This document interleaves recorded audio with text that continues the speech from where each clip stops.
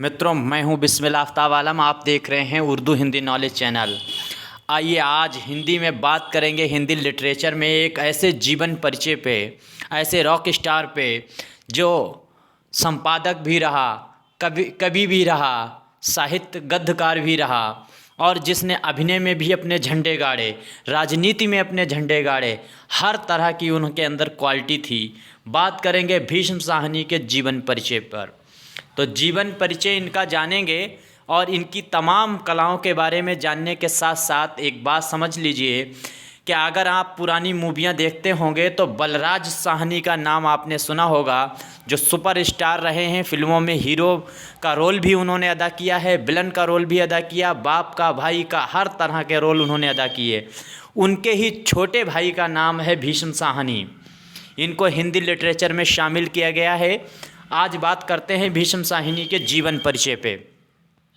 तो देखते हैं हिंदी कहानी के विकास क्रम में भीष्म साहनी प्रगतिशील चेतना के कहानीकार हैं। सामाजिक परिवेश में जाकर यथार्थ की नई पहचान करना इनकी लेखनी की अपनी विशेषता है। आधुनिक मानव मन की व्यापक गहराइयों में मूल्यों की खोज करने में साहनी जी का अपना स्थान है। उनकी कहानियों में वर्ग वैषम्य और आर्थिक असमानता, सामाजिक अंतर्विरोध और जीवन की कृत्रिमता का स्पष्ट चित्रण हुआ है। प्राचीन मान्यताओं और रूढ़ियों को तोड़कर युगानुकूल संस्कारों की उत्पत्ति में आपका योगदान रहा है। शिल्प की नवीनता के साथ व्यक्तिक भाव, संवेदना और सामाजिक स्तर पर साहनी जी ने अभिव्यक्त किया है। सत्य और हृदय स्पर्शी भाषा शैली द्वारा जटिल सामयिक और सामाजिक समस्याओं को अपने कहानी का विषय बनाया है। कथा अनुसार भीष्म साहनी का जन्म 8 अगस्त 1895 को रावलपिंडी में हुआ था। आपकी हिंदी संस्कृत के प्रारंभिक शिक्षा घर पर हुई। उर्दू और अंग्रेज़ी की शिक्षा भी प्राप्त की और गवर्नमेंट कॉलेज लाहौर से आपने अंग्रेज़ी में एमए किया था। फिर पंजाब विश्वविद्यालय से पीएचडी की उपाधि प्राप्त की। आपका प्रारंभिक जीवन अस्त व्यस्त रहा। उसकी वजह है कि पूरे हिंदुस्तान, क्या जहाँ तक अखंड भारत था वहाँ तक आंदोलन होना शुरू हो गए थे। देश आज़ादी के जद्दोजहद चल रहा था। बंटवारे से पूर्व लाहौर में थोड़ा व्यापार करते रहे, साथ ही मानद अध्यापन कार्य किया, यानी थोड़ा बहुत अध्यापन कार्य, ट्यूशन वगैरह पढ़ाना शुरू किया। भारत विभाजन के पश्चात कुछ समय तक पत्रकारिता से जुड़े और ये नाम आप नोट कर लेना, इप्टा नामक मंडली में अभिनय का प्रशिक्षण किया। यानी ये एक ऐसी कमेटी थी जिसमें नौटंकी ड्रामे के अभिनय हुआ करते थे मेले ठेले में, उसमें भी इन्होंने एक्ट किया। इसके पश्चात मुंबई में बेकारी का जीवन व्यतीत किया, बेरोजगार रहे। इसी के पश्चात आंवला के कॉलेज में अध्यापन कार्य किया। आंवला से खालसा कॉलेज अमृतसर में कुछ समय तक अध्यापन कार्य किया। इसके पश्चात दिल्ली विश्वविद्यालय के दिल्ली कॉलेज में अध्यापन कार्य किया। इसी बीच लगभग 7 वर्ष विदेशी भाषा प्रकाशन गृह में अनुवाद के रूप में कार्य किया।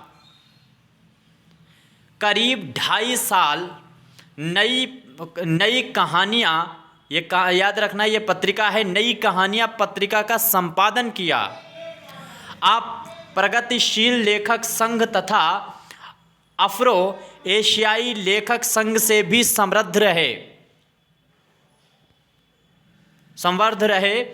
अध्यापन से सेवा मुक्त के पश्चात दिल्ली में रहते हुए स्वतंत्र साहित्य लेखन में संलग्न रहे। भीष्म साहनी मानवीय संबंधों और संवेदनाओं को उनकी पूरी गहराइयों और मर्म के साथ कागज़ पर साकार करके अतिरिक्त अभिनय, राजनीति, संपादन और अध्यापन में महारत हासिल थी। यानी जो गहराइयाँ संवेदनाओं की हुआ करती व्यक्ति की, मानव की चेतना की जो हुआ करती हैं, उनको इन्होंने अपनी कहानी के माध्यम से कागज़ पे उतार दिया। इसके अलावा इन्होंने अभिनय, राजनीति, संपादन, इन तमाम कार्य किए, सब में महारत हासिल थी। साहनी को बचपन ही से राजनीति में दिलचस्पी थी।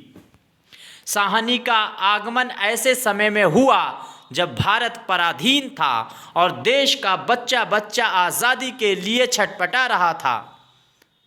तो ऐसे में भी इस आंदोलन में कूद पड़े। यानी साहनी जी आंदोलन में कूद पड़े और छोटी ही उम्र में वह कांग्रेस के जिला सचिव पद पर पहुंच गए। स्वतंत्रता आंदोलन में सक्रिय रूप से भाग लेने के कारण उन्हें जेल की हवा खानी पड़ी, जहां उनकी विचारधारा में बदलाव आया और वह वामपंथी आंदोलन से जुड़ गए। आज़ादी के बाद पाकिस्तान से भारत चले आए।